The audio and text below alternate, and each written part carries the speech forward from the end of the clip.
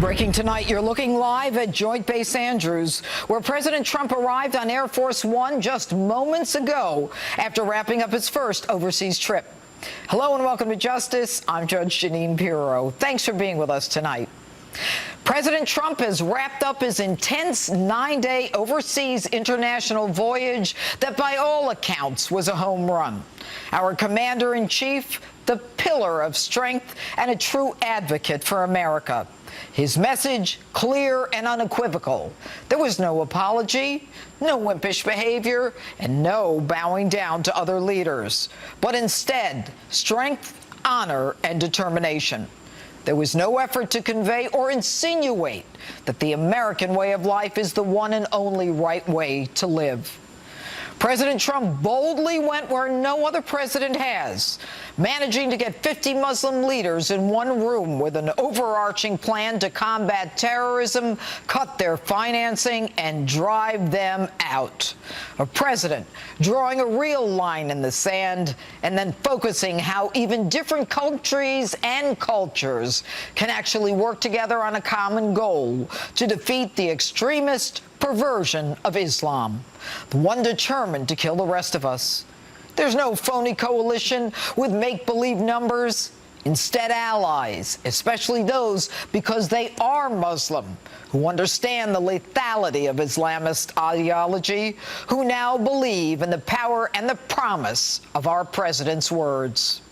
In fact, just yesterday, Egyptian President al-Sisi called upon the United States to help Egypt crush the terrorists who intentionally targeted and massacred Coptic Christians on their way to church. Today, another ally, Italy, begging for the United States to help deal with the expected migration of 200,000 from North Africa by boat before year's end, many from Libya. Yes, our allies are convinced that America is back with a president who actually means what he says and says what he means. But the president has one problem that he has to fix. And in spite of these historic successes, like flying directly from Saudi Arabia to Israel and meeting with Israeli Prime Minister Netanyahu, and then immediately meeting Palestinian President Abbas, both of them saying they're willing to work toward the pursuit of peace with each other. And our dearest ally, Israel, now convinced we have her back. Yet the president still has that one problem he needs to fix.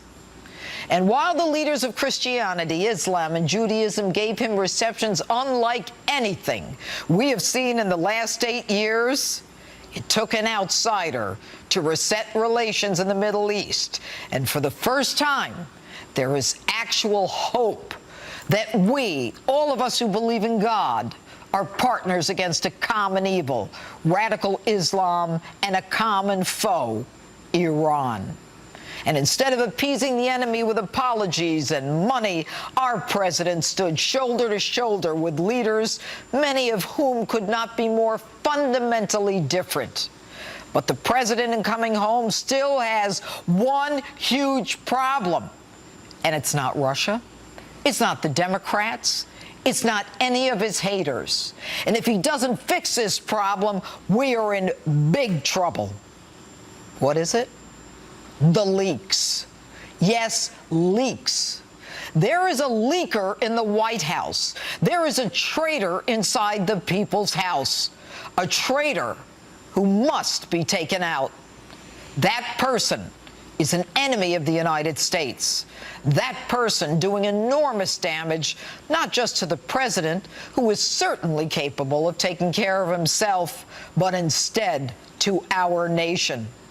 And the media, instead of focusing on children massacred from Manchester to Egypt, are in a breathless frenzy awaiting another late-day leak, going from innuendo and non-stories and even publishing classified information. Some actually saying, where there's smoke, there must be fire, isn't there? To the point where even Watergate reporter Bob Woodward is telling them to chill the hell out. Quote, we aren't even close to Watergate. This leaker needs to be found immediately. No holds barred. Now, I have my own ideas who that person is, but I'm not ready to share them yet.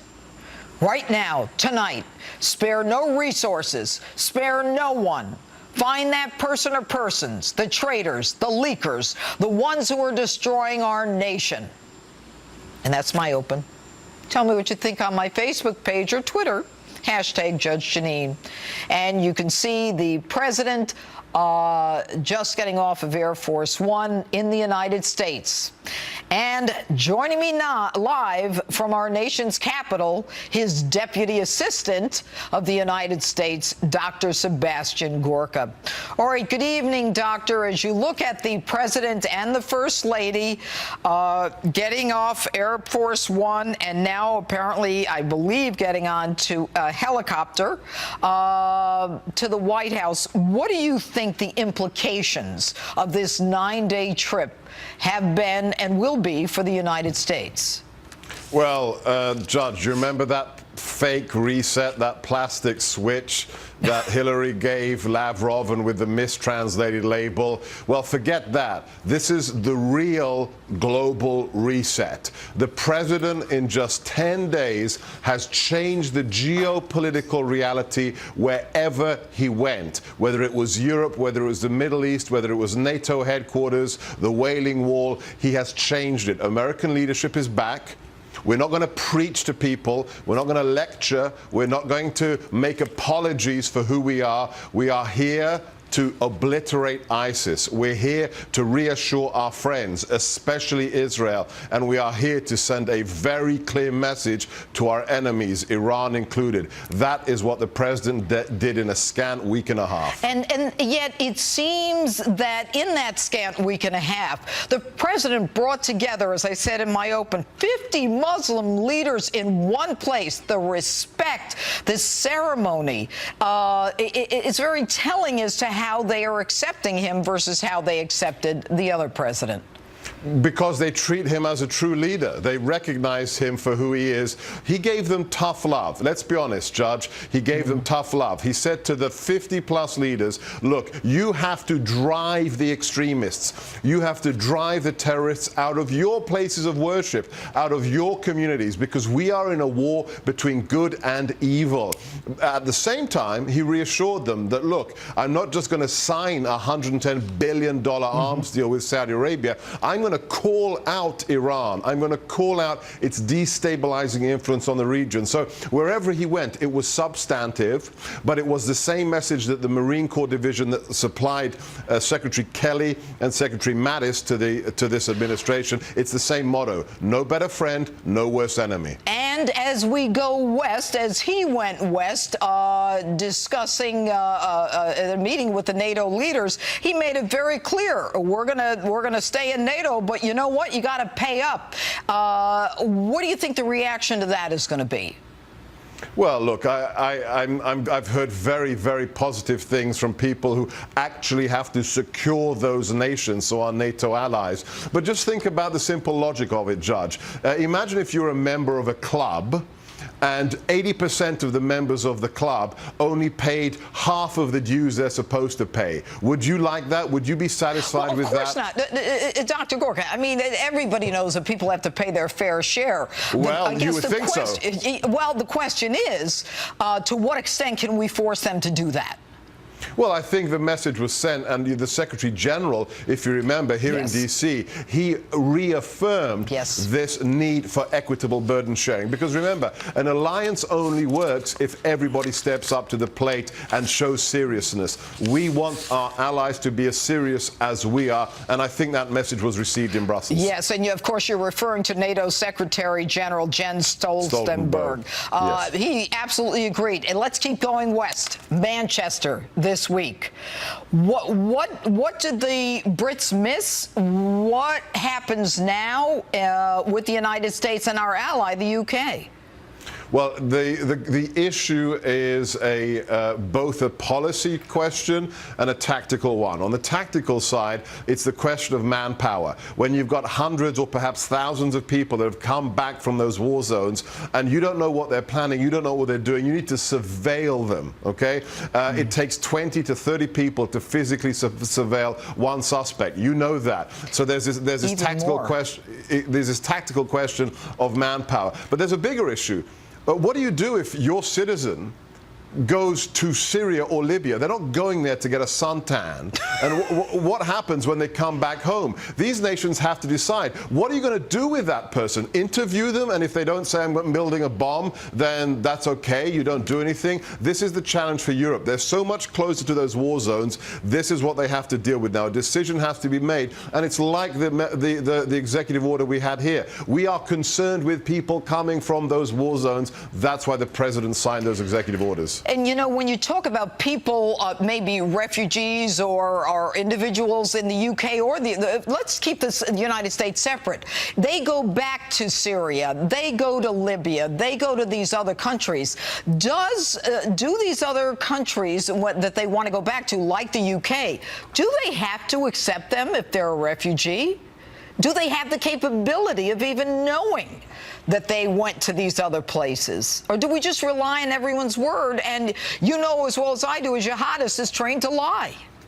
Well, there are some nations, I'm not going to mention them, that when that individual comes back from that place where you don't go for a holiday, they sit down with them at the airport for hours and they interrogate them. And they tell them, look, we know where you came from and we know what you've been doing. And we know that well, you should know we've got our eye on you. That's what some nations do. The question is everybody prepared to take the hard measures and to invest in human intelligence, in the undercover assets that can keep these people on the radar screen long before they buy the ingredients for that bomb, Judge? All right, Dr. Sebastian Gorka, thanks so much for being with us tonight. Thanks, Judge. And joining me now, Muslim scholar and author of In the Land of Invisible Women, a female doctor's journey into the Saudi kingdom, Dr. Kanta Ahmed. All right, doctor, going on what Dr. Gorka was talking about, you know, having the resources sufficient to identify those who have been brought into countries like the UK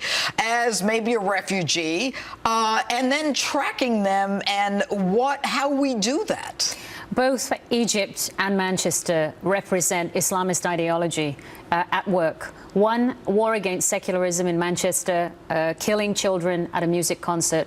One, striking Coptic Christians that Islamists see as infidels.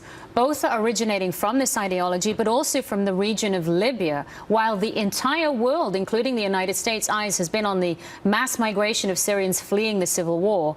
We've forgotten about the failed state that has been left behind in Libya. And actually, Dr. Gorka's points are well taken. The tragedy is that British intelligence, domestic intelligence, MI5, was very informed and involved with British Libyans in Manchester, the largest community of Libyans outside of Libya in the world. In Manchester? Well known to the British authorities. They knew Islamists were there, and they were traveling back and forth during the Arab Spring to help overthrow Gaddafi, not recognizing that this is a beast or an ideology, exactly, that could come back and bite you. That's really the sad part of the story. But when we talk about intelligence, the MI5 is very, very good, very competent. Of course. They missed this. I think they didn't miss the facts or the movements, but they might have not considered this potential scenario. Many of the Libyans in Manchester are extremely well integrated, are absolutely devastated at what's happened, and many secular Libyans, themselves British, that were going back to Libya, had warned British authorities that radicals are developing. But putting two and two together is more difficult than it might seem from here. You know, it seems as though countries like the United States and UK, although, you know, we may have an instinct or a gut feeling, as I used to say when I was a DA, I have a gut feeling, I just had to get the evidence behind it, that we are limited because we are free societies, that we can almost predict something going wrong, and yet our laws don't allow us to do what we need to do. I think some of the keenest remarks have come out of the British Muslim community this last week. And they're also saying there's a generational difference. Many of the older British Libyans absolutely invested in British and Manchester life. But somehow, when their youth went back to participate in the Arab Spring or overthrow Gaddafi, they became brutalized, traumatized, radicalized, and they bond not just literally with their co-fighters, but through the internet and ideologically. We do have incredible technology. Professor at Dartmouth University, we can do photo DNA technology of jihadist ideology videos and see who's watching them, what's the content. We can follow them in the virtual space too. But the most frightening part of it is that, you know, when you talk about an older Libyan, for example, you know, that the older Muslims in Manchester that you referred to are assimilating and believe in the UK or the Western, whatever country they're in. Yet, in spite of their being raised by them, the younger generation seems to be more connected to, you know, their peers who may be jihadists. Yes, and in fact, it's leaders within MI5 have said this enthrall not just of ISIS, but of Al-Qaeda and earlier the Taliban is consuming these individuals to become part of a virtual organization that they can connect with much more than their family or friends or neighbors. And solving that, I'm really not certain how we're going to be able to do it. I think we're facing now with Libya 180 miles of coastline controlled by ISIS. It's a stone's throw from Italy. Over 500,000 individuals from Africa coming to Europe. It's not only a human marketplace in human trafficking, weapons coming into Egypt. I think we're going to need Western military intervention in Libya to protect Egypt, which has destroyed 1,000 SUVs in the last couple of years, coming in from Libya into Egypt with arms and militants. Well, it appears that President al-Sisi understands the commitment of our President Trump, something that he did not get from President Obama, but instead Morsi, the Muslim brother, got from And having Obama. just traveled to Egypt, I've seen not just the commitment of the government, but the ordinary Egyptians refuse to be divided into Christian and Muslim. Good. It's Muslim soldiers that are protecting Christian churches. And we I'm have aware a of Muslim Egyptian president who took military strikes on a Libyan bases hours after the killing of Christian citizens in his country. Well, we're certainly grateful to have your input, Doctor. Thank you for being with us tonight. And coming up, more on President Trump's historic trip abroad. Our panel is standing by. But first, one of the most outspoken conservatives in the UK is here to react to the Manchester attack. And later, I roll up my sleeves and kick off my heels as I board the USS Kearsarge for Fleet Week in New York City. Watch what happened when I walked in on a martial arts training session on the big ship. Here we go. Jesus. That was a throwdown. Street Week, Fleet Week style, Street Justice Fleet Week style. The barbaric attack in Manchester and the massacre of innocent young lives underscores the depth of the evil we face and the urgent need for us to join forces to absolutely and totally defeat it. That's President Trump today speaking about the horrific terror attack in Manchester in his final speech abroad. Earlier, I spoke with Daily Mail online columnist and conservative commentator Katie Hopkins about that attack and the Liberals' response abroad. Take a look. Katie Hopkins, thanks so much for joining us this evening. First of all, tell us the condition of some of the victims of the Manchester attack. How are they? Yeah, so it's obviously been a terrible time here in the UK. 22 dead. That number may still rise, and there are still 5 children under the age of 16 critical in hospital, and it's not known whether they will make it or not. So as much as things are starting to get back to normal, as much as we've started again on the political campaign for the election. Certainly there are still terrible stories to be told, still parents waiting by the bedside of their children to get better. And we're also here in the UK right now just about to go into half-term break, so a break for the school. And I've got lots of emails coming in from people wondering, you know, should they go to this concert? Should they go on a holiday? Someone I know that was coming up to London for a weekend with their children has just cancelled their trip. So this kind of fear is all pervasive. You are known as a conservative writer. You had your own radio show every Sunday, a national radio show from 10 to 12, very popular. And reports are you no longer have that show. Can you tell us why? Yeah, well, actually, I can have no comment. It's been agreed. I have no comment on my leaving of my radio show. But I think if we were to generalise and talk more generally about what we see happening, I think after any attack like this, look, there is huge anger, there is huge outrage, there's an overwhelming feeling of anger. People don't quite know where to put that anger. And I think certainly with the Liberal left, they never quite look at themselves and wonder if they are part of the problem. They will load that anger onto someone else. So you believe that they have done that to you, Katie? Well, I think there is a silencing that goes on the right. I wouldn't speak about my own case in particular, but I think in general we see very much a division between the Liberal left and the right. The right are calling for action. We want these people who threaten us taken off our streets. There's 3,000 people out there on the watch list that are being watched, but yet they're still free to roam around. There's 650 jihadis that have come back from Libya and the Middle East, still free, roaming around our country.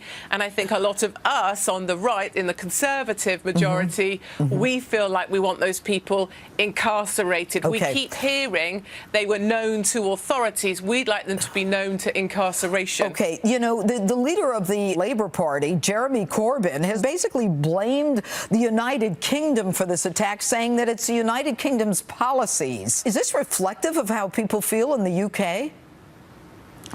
I don't think it's reflective of how many of us feel. I think it's quite insulting to be in an area where he relaunched his campaign today, or at least got started on the election campaign. There's been a pause for 3 days after the terror attack, and he came back linking directly foreign policy overseas with terrorist action here in the UK. Now, of course, many of us would say there must be a clear link, you know, because we operate over in the Middle East. There is an impact here in the UK. But isn't that placing blame on the victims? Yeah, the thing I would say about it is the timing is horrible. It's not what we want to hear right now. And I would say there is also another side to this. You know, we are looking to our leaders right now for answers. We're all kind of hoping someone's going to tell us the cure. We are sick as a society, and we're looking for a doctor almost that's going to tell us how they're going to make it better. So people are looking at Corbyn, wondering, the leader of the left, how will he make this better? And he stood up there and said, we've brought this on ourselves. Katie Hopkins, thank you so much for being with us this evening. Thank you very much indeed. Our panel up next, and still ahead. Too little? Only the captain gets up in the captain's chair. I can't sit in it? They're never going to let me on this ship again. You know that. For Fleet Week.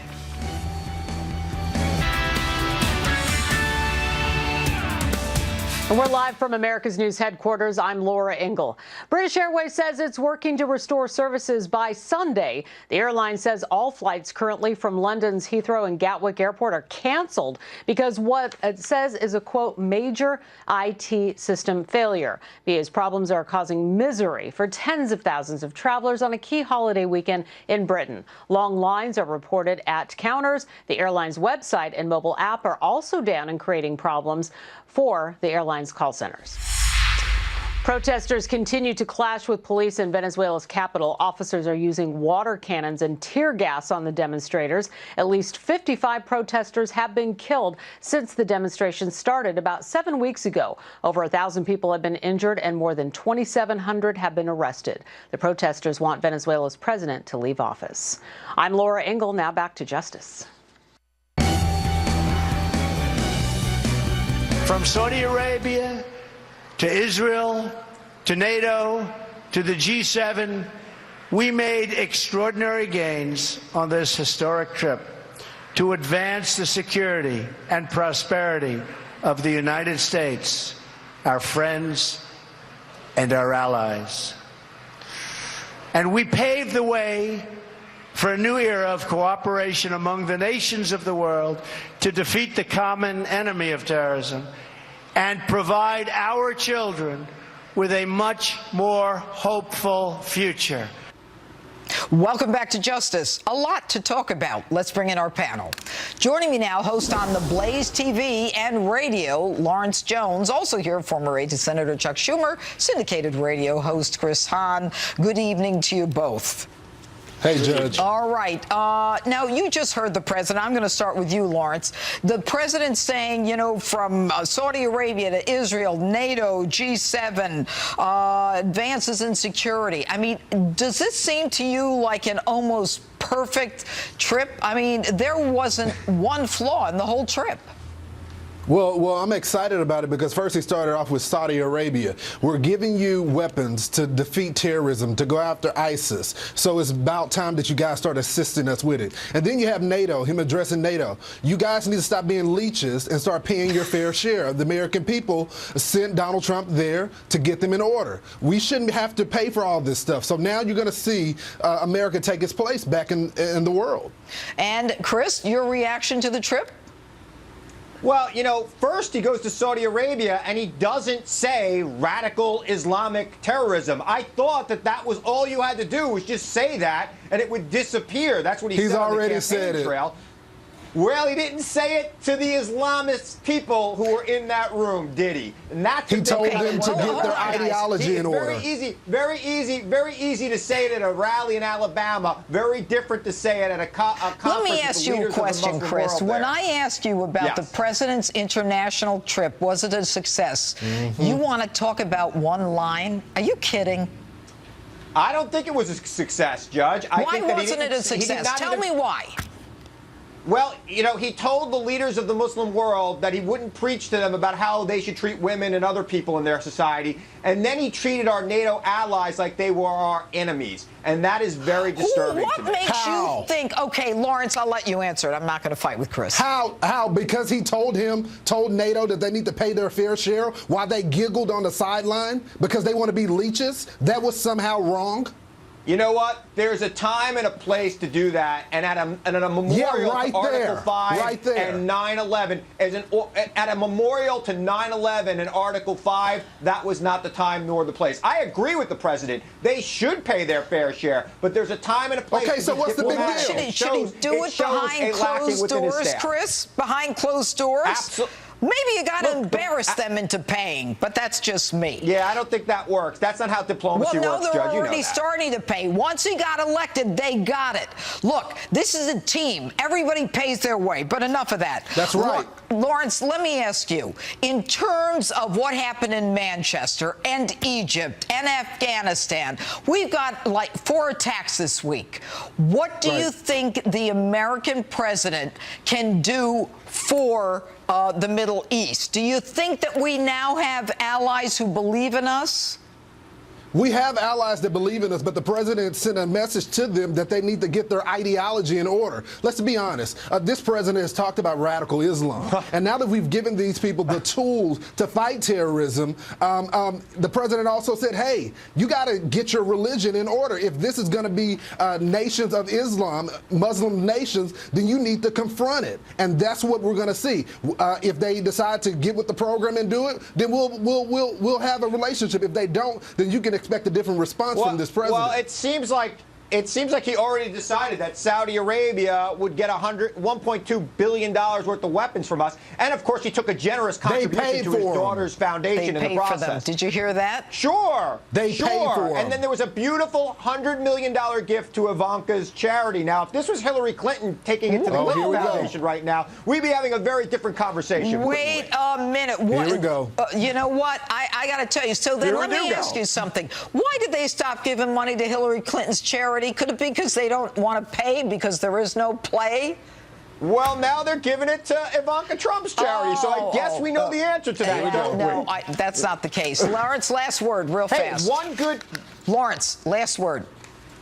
Well, all I have to say is that we see a new commander-in-chief. He's taking command. He's telling these people to get the religion in order. He actually can say radical Islam. The only reason why it was a problem with Barack Obama because he never said it. He never said it during the campaign. We know where this president stands on combating radical Islam. You're so tough. Thank you, gentlemen. Up next, I'm joined by a fashion expert as we take a look into the First Lady's fashion. Justice is back in a moment. Welcome back to Justice. I want to make a correction. Chris Hahn in the last block suggested $100 million went from Saudi Arabia to Ivanka Trump's charity. That is absolutely incorrect. That $100 million from the Saudis is going into a program that involves the Women Entrepreneur Fund, and that is going to be run by the World Bank, not Ivanka Trump, and it female entrepreneurs with financial support in the Middle East. This is to help women in the Middle East, having nothing to do with Ivanka. I needed to correct that. Meanwhile, earlier I spoke with the president and proprietor of Cherabona La Petite Robe, Anthony Vecchione, who joined me to talk about all things FLOTUS fashion. Take a look. Anthony, thanks so much for being with us. Thank you so much for having me. All right, so here's the First Lady just completing her visit, first international visit, and there used to be like this breathless anticipation of what First Ladies would wear. Although she's extremely elegant, or so it appears, there's not a lot of talk in the fashion world about it, is there? No, in fact, there's not. And in fact, what they should be doing right now is praising our First Lady for how beautiful and how chic she's representing our country and these beautiful designers that she's chosen from all over the world. And here she is in Saudi Arabia and Riyadh, just coming off the plane and wearing... Actually, she's got the Stella McCartney jumpsuit on. All right, and the belt? The belt is a magnificent gold Saint Laurent python leather. All right, and then it seems that she respects the cultures, and for the first dinner in Saudi Arabia, she's wearing a dress designed by Lebanese designer Reem Akra, this raspberry. What do you think of that? It's exquisite. I mean, first of all, the woman looks like a statuesque. As I said, she floats. She's so beautiful. And she's completely covered up, and she's given respect to the culture. From what I've read in the press, the Saudi Arabians really appreciated her style and her conservatism. Okay, and here she is. It almost looks like a safari outfit with the brown leather belt. Again, kind of a desert safari look. She has got her own sense of style. And I think that's so wonderful about this, our First Lady, is that she's capable of creating a look for the mood and the environment that she's in. And I believe after that, another Reem Akra, the Lebanese designer, this powder blue caftan. Exquisite. I mean, it's really breathtaking. The color is just perfect. She's floating with the... Yeah, you're the one who said she floats. She does float because she just manages to use the right fabrications to go with her body and complement her shapes.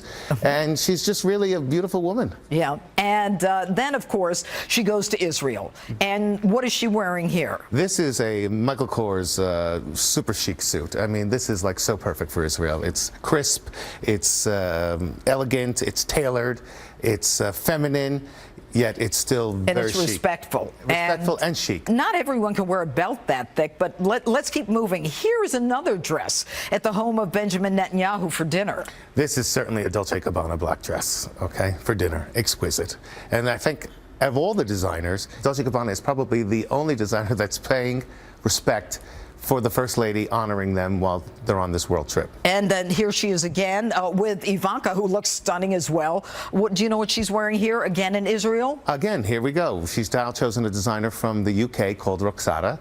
So she's managed to get a real, like an international. Yeah, to represent this trip that she's on. UK, America, Lebanon, Italy. Okay, what is she wearing here? This is, again, she's decided to continue, which is also always a great move for her, a Dolce & Gabbana coat. Okay. She has an amazing figure, so it's in her best benefit. It's in her best benefit to highlight her waistline. Okay, now let's talk about the Vatican. This, she truly must have been briefed by the Vatican. Why? Because I think that she has truly respected the full-on culture of what it takes with the mantilla? Yep. Yeah. I think that she really, I mean, the Pope is probably one of the highest figures one of the highest leaders in the world in his own right. And she's showing the ultimate respect, as Ivanka is here as well. In a Dolce? She's in a Dolce again. Being no in one Italy. does this look better than Dolce. Let me put it out especially in Italy. And speaking of Melania, Dolce & Gabbana, the other fashionable first lady, Jackie Kennedy. Compare them. Well, firstly, I actually do compare them because I think Melania is literally as elegant and as chic as Jacqueline Kennedy was. This particular photo, though, who's for the meeting of the Pope, she must really use these pictures as an inspiration for herself because they're almost identical. Yeah, but I'm not so sure that she needed that, given the fact that you're going to wear Dolce, you're going to wear Mantilla. There is not a lot of choice, but both of them so elegant. Very elegant. Here she is coming off a plane in Belgium. Again, she's highlighting her waistline. She's wearing this beautiful Michael Kors gingham coat and matching dress. Okay, how many women can highlight their waistline? I mean, do you have to be really tall to be able to? Well, it doesn't hurt that she's got this statuesque figure. But how about for the rest of us? Well, I wouldn't want to, we can't categorize everybody, but I do believe that in Melania's particular case, she knows what to accentuate on herself. Anthony, we'll see what happens when she comes back. And now that she's going to be in the White House, we'll be able to see her a lot more. But I guarantee, though, everybody should be paying notice to her because she has literally taken the fashion industry by storm, and she has represented an industry that should be paying high respect to her. All right. Anthony Vecchione, La Petite Robe, thank you for being with us again. Thank you so much, Judge. It was a pleasure. Street justice is next, but it's really fleet justice. You're going to want to see this, trust me.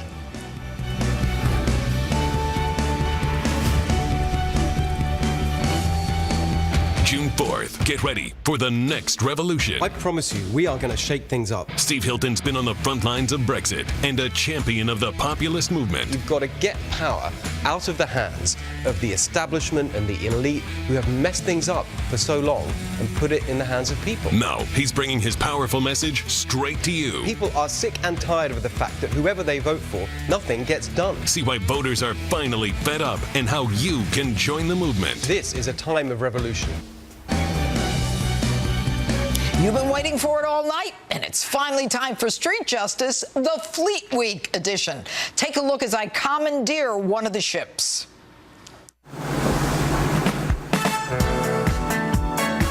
Here we are, Pier 88. We hijacked this golf cart, and I want to thank U.S. Navy officer Lennon for being receptive to the hijacking. Crime pays periodically when you're in a rush. About to board the USS Kearsarge.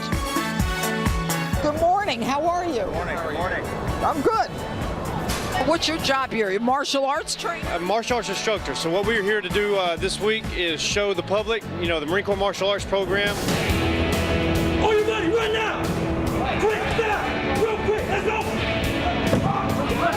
You must need somebody to flip, right? Yes, ma'am. You want to try it? We can do it. With me? Come on, I would love to.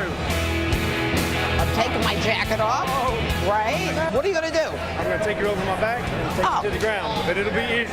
No brainer. Right. No, I got it. Are you ready? Oh, can't he do something tougher than this?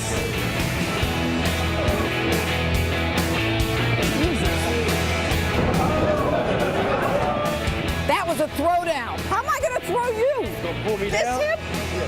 This way. That's where I was. There you go, just like that. Now pull me across your body. I can't. Yes, you can. Ah!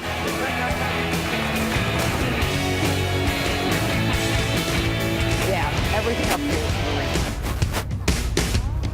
is New York one of your favorite ports of call? Of course New York's our favorite port of call. Okay, so tell me what trouble you get into when you get in your port of call. We never get into any trouble, and everyone's very nice, and we are very appropriate at all hours of the day. Why do I have questions believing that? Just like the movies. What's your favorite port of call? Where's my favorite port of call? New York City. Okay, and if we were in Virginia, what would your favorite port of call be? Well, Virginia, of course, it's Washington, D.C. See, I told you I'd catch you in a lie. Thanks. Bye. There are no admissions, confessions, or impeachable statements coming out of the mouths of anyone in the military on this ship today.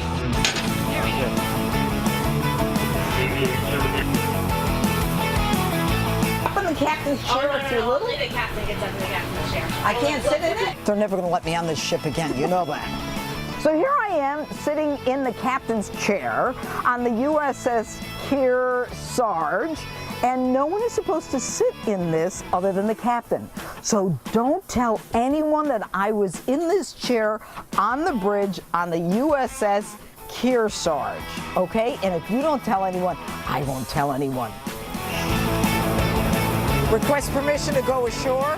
Permission granted, ma'am.